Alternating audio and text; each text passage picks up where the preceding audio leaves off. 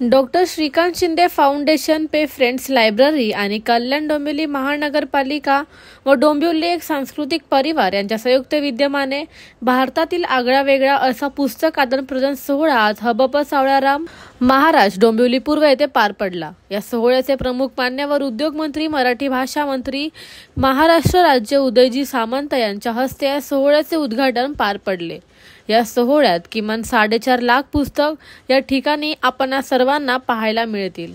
यावेळी खासदार डॉक्टर श्रीकांत शिंदे, डोंबिवली आमदार तथा भाजपा महाराष्ट्र प्रदेश अध्यक्ष रवींद्र चव्हाण, कल्याण डोंबिवली महानगरपालिका आयुक्त इंदुराणी झाखंड, कल्याणचे पोलीस उपायुक्त परिमंडळ 3 अतुल झेंडे, आमदार राजेश मोरे, आगरी युथ फोरमचे अध्यक्ष गुलाब वजे तसेच प्रख्यात मराठी अभिनेत्री ऐश्वर्याताई नारकरकर, कार्यकारी अभियंता कल्याण डोंबिवली महानगरपालिका रोहिणी लोकरे, पे लायब्ररीचे सर्व पुंडलिक पे आधी अनेक मान्यवर आणि शिवसेना भाजपा पदाधिकारी आणि कार्यकर्ते मोठ्या संख्येने उपस्थित होते। पुस्तक आदान-प्रदान प्रदर्शन आणि डोंबिवली ग्रंथ प्रदर्शन व विक्री दिनांक 17 जानेवारी ते 26 जानेवारी या दरम्यान सकाळी 9 ते रात्री 9 पर्यंत नागरिकांसाठी सुरू आहे। The bureau report, discovery TV news.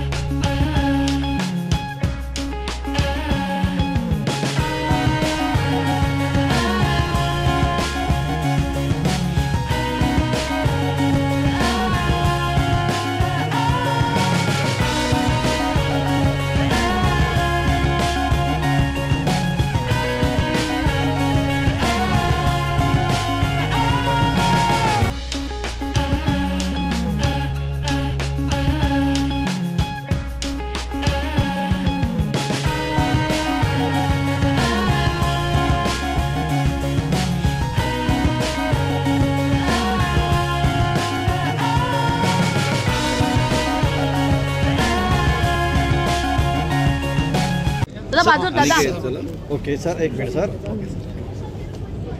संदेश डोंबिवलीकर जे काय करतात ते नाविन्यपूर्ण सर समोर 8 वर्ष महाराष्ट्राची संस्कृती आणि विशेषतः मराठी भाषा जपण्याचं काम या संस्थेच्या माध्यमातून होतं आहे। मी खरोखरच मराठी भाषेचा मंत्री म्हणून त्यांचं मनापासून कौतुक करतो आणि मी देखील खात्याचा मंत्री झाल्यानंतर गेल्या 10-15 वर्षाचा स्वतःहून आढावा घेतला। त्याच्यामध्ये असा कार्यक्रम कुठं होतो आहे ते मला बघायला मिळालं नाही आणि म्हणून मला त्या सगळ्या संयोजकांना खरं तर मनापासून धन्यवाद दिले पाहिजे।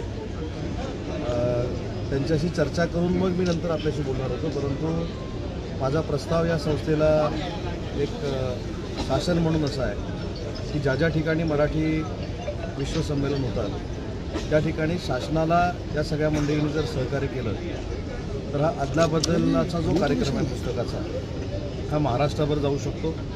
महाराष्ट्राभर या संस्कृतीला फार मोठी ताकद मिळू शकते आणि म्हणून संस्थेला मी विनंती करणार आहे की त्याची मुहूर्तवेळ या विश्व मराठी संमेलनापासून जर पुण्यामध्ये त्यांनी रोवली तर या सगळ्या संस्कृतीचा फायदा हा महाराष्ट्रातल्या मराठी माणसाला होईल, मराठी विद्यार्थ्यांना होईल, महाराष्ट्रातल्या जनतेला होईल. आणि म्हणून ज्या ठिकाणी हे तर 9वं वर्ष आहे, 9वं वर्ष आहे, परंतु माझी त्यांना विनंती आहे की विश्व मराठी संमेलनामध्ये त्यांनी हा जर कार्यक्रम केला तर त्याच्यावर खर्चाचा बोजा काय त्यांच्यावर येणार नाही. मराठी भाषा म्हणून आम्ही सगळे करू, परंतु एखादी संस्था किती ताकदीचा कार्यक्रम मराठीसाठी करतं हे नुसत्या महाराष्ट्राला नाही तर देशाला आणि जगाला करेल.